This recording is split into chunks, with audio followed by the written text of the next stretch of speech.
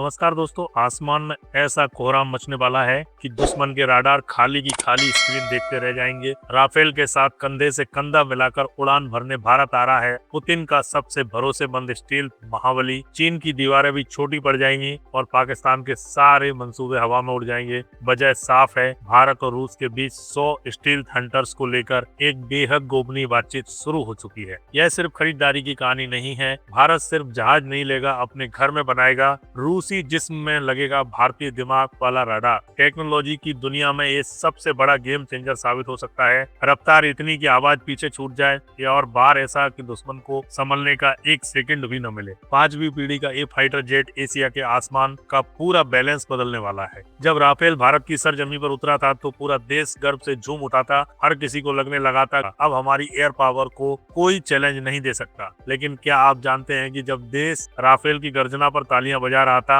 उसी वक्त दिल्ली और मॉस्को के बंद कमरों में एक ऐसी रणनीतिक स्टडी पक गई थी जिसकी खुशबू अब जाकर बाहर आई है। ये खबर इतनी बड़ी है कि इसे सुनते ही पेंटागन के जनरलों के माथे पर पसीना आ गया है और बीजिंग के रणनीतिकारों ने अपने नक्शे दोबारा खोल लिए हैं। ये कहानी सिर्फ एक फाइटर जेट डील की नहीं है, ये कहानी है भारत के उस मास्टर स्ट्रोक की जिसे उसने पूरी दुनिया की नजरों से बचा कर खेला है। हम बात कर रहे हैं एक ऐसे हवाई किले की जिसे देखना तो दूर, रडार पर पकड़ना भी लगभग नामुमकिन है। एक ऐसा सौदा जो अगर अंजाम तक पहुंच गया तो एशिया के आसमान में भारत की बादशाहत को अगले 50 साल तक कोई हिला नहीं पाएगा। लेकिन सवाल उठता है, जब राफेल जैसे पावरफुल जेट्स पहले से मौजूद हैं, तो भारत को रूस की तरफ दोबारा देखने की जरूरत क्यों पड़ी? वो कौन सी गुप्त शर्त है जो भारत ने रूस के सामने रखी है और जिस पर मॉस्को को झुकना पड़ा? और क्या भारत वाकई 100 ऐसे स्टील्थ विमान तैयार करने जा रहा है जो दुश्मन के घर में घुसकर बिना दरवाजा खटखटाए अपना मिशन पूरा करके वापस लौट आएंगे? इन सभी सुलगते सवालों के जवाब हम आपको इस वीडियो में आगे देने वाले हैं। तो चलिए अब पर्दा उठाते हैं इस साल के सबसे बड़े डिफेंस सस्पेंस से। पूरी कहानी जानने के लिए वीडियो के साथ बने रहिएगा और अपने विचार कमेंट में जरूर लिखिएगा, क्योंकि आपके विचार हमारे लिए महत्वपूर्ण हैं। तो दोस्तों कमर कस लीजिए, क्योंकि अब जो खुलासा होने वाला है वो इंडियन एयरफोर्स के इतिहास का सबसे बड़ा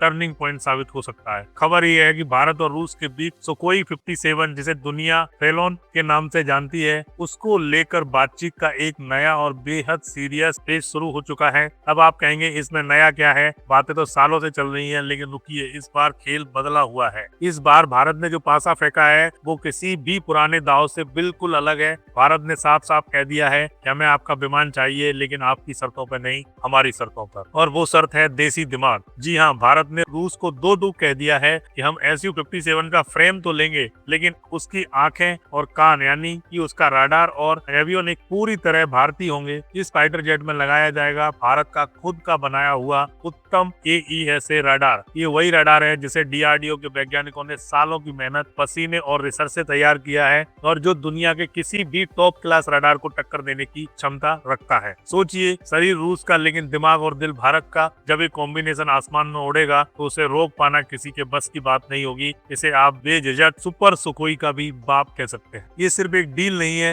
ये टेक्नोलॉजी पर भारत की पकड़ और आत्मनिर्भरता का ऐलान है। अब जरा इस मशीन को समझिए जिसे पाने के लिए दुनिया की कई एयर फोर्सेस लाइन में खड़ी हैं, लेकिन रूस ने सबसे पहले भारत को ऑफर किया है। सुखोई 57 कोई आम फाइटर जेट नहीं है, 5वीं पीढ़ी का स्टील्थ एयरक्राफ्ट है। स्टील्थ का मतलब सिर्फ छिपना नहीं होता, बल्कि राडार की आंखों में धूल झोंक देना। जब कोई सामान्य एयरक्राफ्ट उड़ता है तो दुश्मन का राडार उसे ट्रैक कर लेता है, लेकिन Su-57 की डिजाइन और स्पेशल कोटिंग और एडवांस टेक्नोलॉजी ऐसी है कि राडार की वेव्स इससे टकराकर लौटती ही नहीं, वो बिखर जाती है। नतीजा ये कि दुश्मन की स्क्रीन पर आसमान खाली दिखता है, जबकि असल में मौत सिर के ऊपर मंडरा रही होती है। इसकी स्पीड साउंड से 2 गुना ज्यादा है, यानी जब तक दुश्मन इसकी आवाज सुनेगा तब तक ये हमला कर चुका होगा और मीलों दूर निकल चुका होगा। सबसे खास बात, ये सुपर क्रूज कर सकता है, बिना आफ्टर बर्नर जलाए, बिना एक्स्ट्रा फ्यूल फूके, ये लंबी दूरी तक सुपरसोनिक स्पीड में उड़ सकता है। आज चीन के पास J-20 है, अमेरिका के पास F-35 है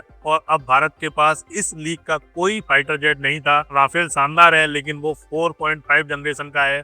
Su-57 के आते ही भारत सीधे उस एलिट क्लब में एंट्री करेगा जहां फिलहाल सिर्फ अमेरिका, रूस और चीन बैठे हैं। लेकिन इस डील का सबसे एक्सप्लोसिव पहलू है नंबर्स। डिफेंस कॉरिडोर में चल रहे विस्पर्स और रिपोर्ट्स की माने तो भारत सिर्फ 10 या 20 जेट्स पर नजर नहीं रखे हुए है। बात चल रही है करीब 100 सुकोई 57 जेट्स की। जी हाँ, एक पूरा फ्लीट। और ये 100 एयरक्राफ्ट रूस से बनकर सीधे नहीं आएंगे। यहीं पर भारत ने अपना खेल खेला है, अपना मेक इन इंडिया कार्ड। शुरुआती कुछ जेट्स भले ही रूस से आए, लेकिन उसके बाद बाकी के एयरक्राफ्ट भारत में ही HAL की फैक्ट्रीज में बनाए जाएंगे। इसे कहते हैं इन्फ्लुएंस, इसे कहते हैं लाइसेंस प्रोडक्शन, यानी कंप्लीट टेक्नोलॉजी ट्रांसफर। रूस को भारत को सिखाना होगा कि ये अदृश्य योद्धा बनता कैसे है। ये डील भारत की एरोस्पेस इंडस्ट्री को सीधे 20 साल आगे ले जाएगी। आज हम तेजस बना रहे हैं, कल जब हमारे इंजीनियर्स Su-57 जैसी कॉम्प्लेक्स मशीन बनाएंगे तो उनके एक्सपीरियंस और कैपेबिलिटी का लेवल क्या होगा, इसकी कल्पना करना भी मुश्किल है। जब ये 100 रूसी महायोद्धा भारतीय तिरंगे के साथ उड़ान भरेंगे तो हिंद महासागर से लेकर हिमालय की चोटियों तक कोई भी परिंदा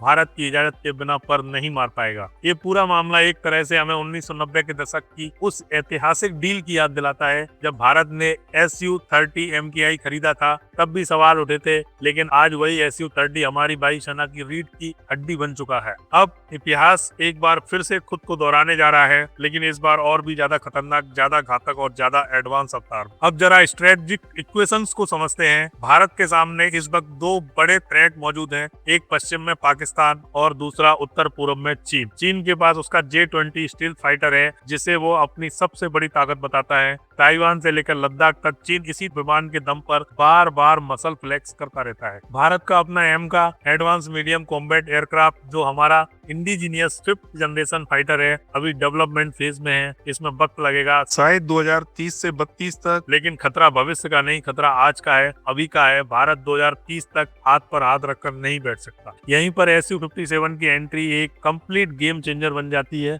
ये कोई टेम्परेरी स्टॉप गैप नहीं, बल्कि एक ब्रह्मास्त्र है जो एमका के आने तक और उसके बाद भी भारत की सुरक्षा की ढाल बना रहेगा। जरा कल्पना कीजिए, एक तरफ राफेल जो अपनी मैच्योर मिसाइल से 100 किलोमीटर दूर से दुश्मन को खत्म कर सकता है, दूसरी तरफ Su-57 जो स्टील्थ मोड में दुश्मन के घर में घुसकर उसके एयर डिफेंस सिस्टम को अंदर से तबाह कर देता है। ये कॉम्बो दुश्मन के लिए किसी नाइटमेयर से कम नहीं होगा। अगर राफेल हथौड़ा है जो दरवाजे तोड़ता है, तो Su-57 वो जहरीला खंजर है जो सीधे दिल पर वार करता है। इन दोनों की जुगलबंदी से भारतीय वायुसेना 2 फ्रंट वार या ढाई मोर्चे की लड़ाई के लिए पूरी तरह तैयार हो जाएगी। लेकिन इस बार भारत ने सिर्फ विमान नहीं मांगा, भारत ने उसके अंदर लगने वाले सेंसर्स और रडार पर अपनी जिद अड़ा दी, और यही इस डील को खास बनाता है। आमतौर पर देश विमान खरीदते हैं और उसी देश का रडार इस्तेमाल करते हैं, लेकिन भारत जानता है कि मॉडर्न वारफेयर में हार्डवेयर से ज्यादा सॉफ्टवेयर और सेंसर्स मायने रखते हैं। अगर रडार हमारा होगा तो हम उसे अपनी जरूरत के हिसाब से ट्यून इन कर सकते हैं। हम उसमें अपनी मिसाइल जैसे अस्त्रा इंटीग्रेट कर सकते हैं। हम नहीं चाहते कि हम पूरी तरह रशियन मिसाइल पर डिपेंडेंट रहें। जहाज उनका हो सकता है, लेकिन उंगली हमारी होनी चाहिए और ट्रिगर भी हमारा।